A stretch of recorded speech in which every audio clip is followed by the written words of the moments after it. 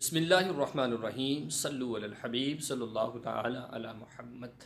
جمعۃ المبارک کا دن عظیم اور مقدس دن ہے، بابرکت دن ہے کہ اس دن سرکار مدینہ صلی اللہ تعالی علیہ وسلم نے ارشاد فرمایا کہ جو شخص کثرت کے ساتھ مجھ پر درود پاک پڑھتا ہے، قیامت کے دن اللہ عز و جل اس کے لیے عافیت کا ایک دروازہ کھول دے گا۔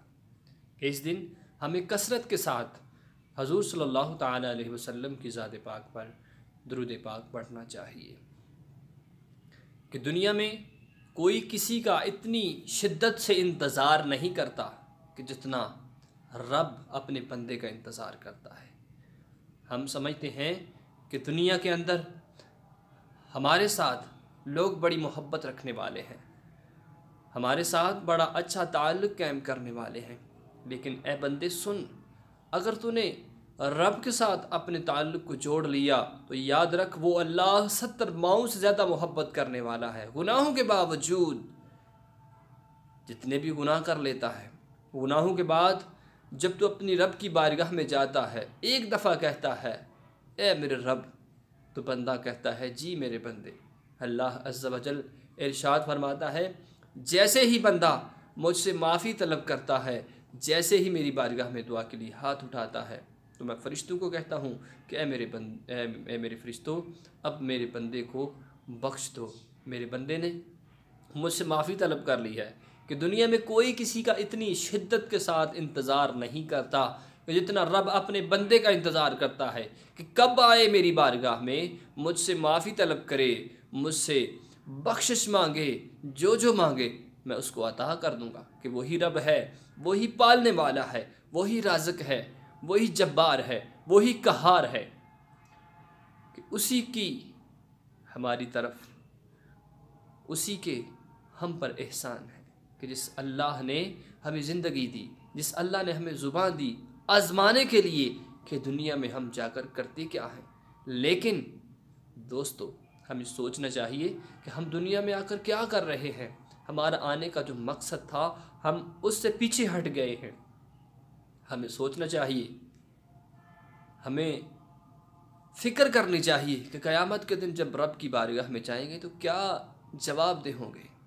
حضور علیہ السلام نے اگر رخ پھیر لیا، ہماری جانب نہ دیکھا تو ہمارا کیا حال ہوگا۔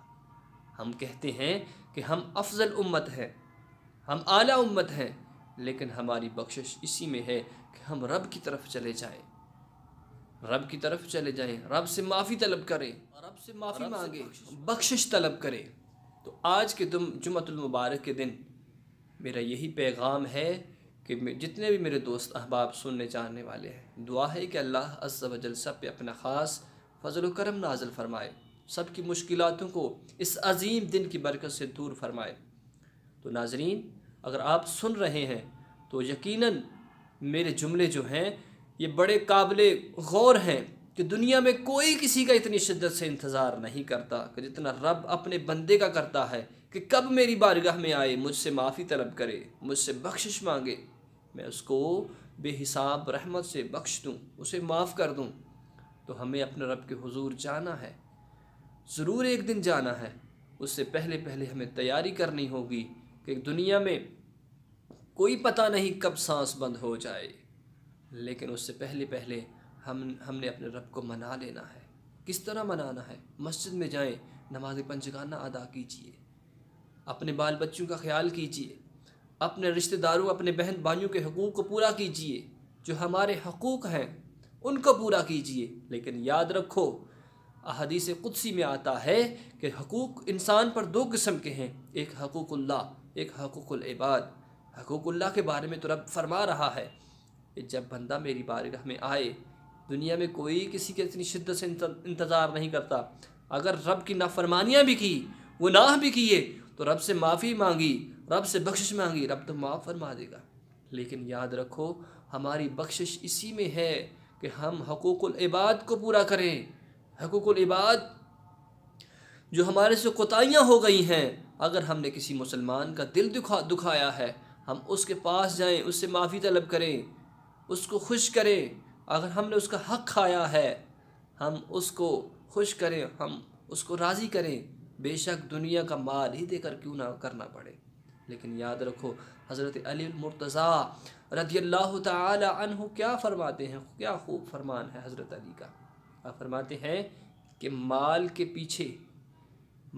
پیچھے نیکی کو نہ چھوڑنا، کیونکہ مال تو ختم ہو جائے گا، نیکی باقی رہ جائے گی۔ دنیا کا مال دنیا پر ختم ہونے والا ہے، اگر تھوڑی سی مشقت کرنی پڑی تو نیک عمل کر لینا، مشقت دنیا تک ہے، لیکن جو آخرت کے لیے تو نے کما لیا ہے یہ تیرے لیے بہت بہتر ہے، بہت اعلیٰ ہے۔ ہمیں اسی پہ عمل کرنا ہے، اپنے رب کو منانا ہے، حقوق اللہ، حقوق العباد کو پورا کرنا ہے۔ ہمارا جو معاشرہ ہے، اگر ہم نے کسی کا دل دکھایا ہے تو ہم نے اس سے معذرت کرنی ہے۔ دعا ہے کہ اللہ عز و جل ہم سب کو ان احکام پر عمل کرنے کی توفیق عطا فرمائے۔ لائک، شیئر اینڈ سبسکرائب ضرور